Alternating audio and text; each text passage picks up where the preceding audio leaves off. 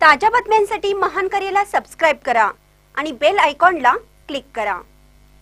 दूधगंगा नदी पूरग्रस्त भागाला तहसीलदार राजेश बुर्ली यांची भेट, नागरिकांना सतर्कतेच्या सूचना। धरण पाणलोट क्षेत्रात होत असलेल्या अतिवृष्टीमुळे दूधगंगा नदीच्या पाणलोट क्षेत्रात पूरस्थिती निर्माण झाली असून त्याचा परिणाम चिकोडी व निपाणी तालुक्याला दिसून येत आहे। या पार्श्वभूमीवर चिकोडीचे नूतन तहसीलदार राजेश बुर्ली यांनी महसूल व पंचायत विभागातील अधिकाऱ्यांसह पूरग्रस्त भागाचा आढावा घेतला।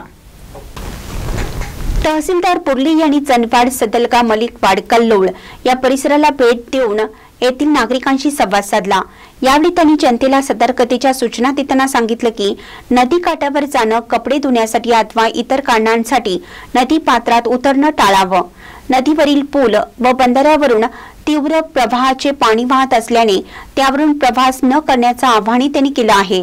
तसेच नदी किनारी राहणाऱ्या नागरिकांनी स्वतःच्या व जनावरांच्या सुरक्षिततेसाठी तातडीनं स्थलांतर करावं। जलसिंचन साहित्य व घरगुती सामग्री सुरक्षित स्थळी हलवावी असे निर्देश तहसीलदारांना दिले आहेत।